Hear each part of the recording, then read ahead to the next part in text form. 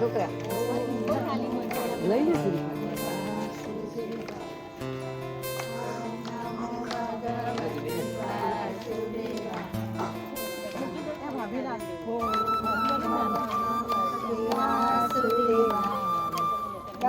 વાસુદેવાય હરિ વાસુદેવાય ઓમ નમો ભગવતે વાસુદેવાય વાસુદેવાય હરિ વાસુદેવાય વાસુદેવાય હરિ વાસુદેવાય ઓમ નમો ભગવતે વાસુદેવાય ઓમ નમો ભગવતે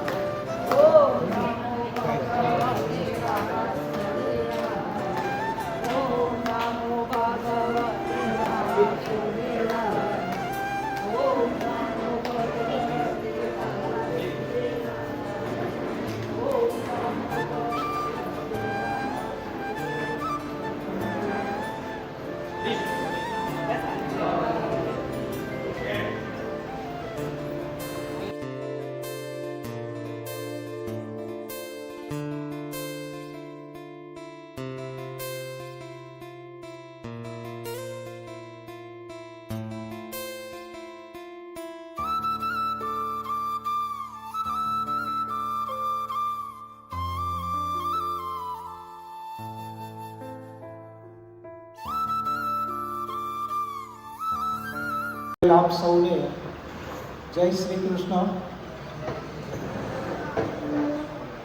શ્રી કૃષ્ણ લીલા કથા પ્રારંભ થવા જઈ રહી છે. આખું ભવ્ય આયોજન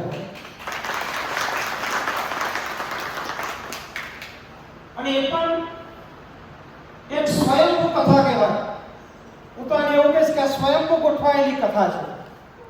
કારણ કે આજથી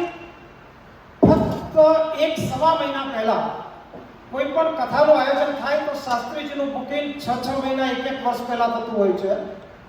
આજથી સવા મહિના પહેલા રીચ ટુ રીચને એટલે કે અમને ખબર નથી કે કોઈ કથા યોજવાની છે. વ્યાસપીઠ પર બિરાજમાન પૂજ્ય શ્રી જયદેવ પ્રસાદ શાસ્ત્રીજી એમને ખબર નથી કે 1 મહિના પછી જૂનાગઢના આગને કથાનું આયોજન થવાનું છે. અને એક યોગાનો યોગ, એક સહયોગના ભાવથી શાસ્ત્રીજીએ કીધું કે આ 3 દિવસ મારી પાસે ખાલી છે. અધિક મહિનામાં આપણી કથા પૂર્ણ થયા પછી 4 કથાનું આયોજન એમનું છે. અને એ પછી કૈલાસ માનસરોવરમાં કથા. 3 લાખ રૂપિયાની ટિકિટ છે અને તો પણ 100 થી વધારે ટિકિટનું અત્યારે બુકિંગ થઈ ગયું છે. તો જે લોકો 3 લાખ રૂપિયા ખર્ચીને કૈલાસ માનસરોવરમાં જઈને જેમના મુખારબિંદમાંથી કથા શ્રવણ કરવાના છે, એ કથાકારને સાંભળવાનો જો તમને ને મને લાવો મળતો હોય તો પહેલા તો એમના માટે એવી તાળીઓ પડે કે આખો ગિરનાર પૂજી ઉઠવો જોઈએ.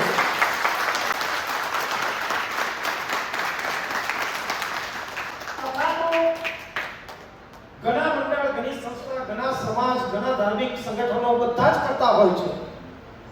પણ પહેલીવાર રીચ ટુ રીચ ધ મામા ભાંજા મિશન, એક નાનકડું અભિયાન, એક નાનકડું મિશન, જેનો હેતુ ફક્ત જરૂરિયાતમંદ નાના બાળકોને, નાના લોકોને કોઈને કોઈ વસ્તુ આપીને ખુશી પ્રદાન કરવાનો છે.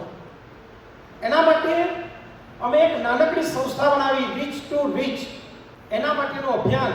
અને એ અભિયાનમાં હું ને મારો ભાનો કરણ રામી, એ પોતે LICમાં ક્લાસ 1 ઓફિસર છે, દર શનિ રવિ અને 5 દિવસ નોકરી અને શનિ રવિની ફૂલ ડે રજા. એને એક વિચાર આવ્યો કે આપણે એક એવું કામ કરીએ કે શનિ રવિ બે ફરીએ, નિસ્વાર્થ રીતે જંગલોમાં જઈએ અને એન્જોય કરીએ, પણ એમાં આપણા હાથે કોઈને કોઈ એક નાની હેલ્પ થાય. અને એના માટે અમે એક નાનકડું કામ શરૂ કર્યું, જ્યાં પૈસાનું દાન ન લેવું, પણ કોઈ વ્યક્તિ આપણને વસ્તુ આપે તો વસ્તુ લોકો સુધી પહોંચાડે. કોઈ અમને 10 સ્કૂલ બેગ આપી તો અમે એવા જરૂરિયાતમંદ લોકો માટે 100-200 કિલોમીટર જંગલમાં જઈને એક સાચા વ્યક્તિના હાથમાં એ હેલ્પ એટલા માટે આપીએ છીએ. ક્યારેક કોઈ વ્યક્તિને 1 કરોડ રૂપિયા આનંદ ના આપી શકે, એક નાનકડા જરૂરિયાતમંદ વ્યક્તિને 100 રૂપિયા આનંદ આપી શકે છે. એ ભાવના માટે આપણે આ કથાનું આયોજન કર્યું. અને આવા ઉમદા હેતુ માટે કથાનો આપણને શાસ્ત્રીજીએ સહયોગ આપ્યો છે. એ ખરેખર અવિશ્વસનીય કહેવાય કે સામેથી એક સ્વયંભૂ કથા એમને શબ્દ એમના ઇન્ટરવ્યુમાં બોલ્યા છે. હું તમને આ કથા સહજ રીતે આપું છું અને એ કથા આપણે અહીંયા કરવા આવ્યા છે. અહીંયા કોઈ મોટું આપણે ભંડોળ ભેગું કરવાની આપણી કોઈ આમાં મનોકામના નથી. તો આ કથાનો આપણે પ્રારંભ કરવાનો છે. 3 દિવસ આપણે બધા અહીંયા સાથે રહેવાના છે, જુદા જુદા ઉત્સવો ઉજવવાના છે અને એનો મેક્સિમમ લાભ આપણે બધાએ લેવાનો છે. તો આજના કથાનો આપણે શુભારંભ કરીશું વેદ ઘોષ સાથે. હું વિનંતી કરીશ જયભાઈને કે વેદ ઘોષ સાથે પરંપરાગત રીતે આપણી કથાનો શુભારંભ કરાવો.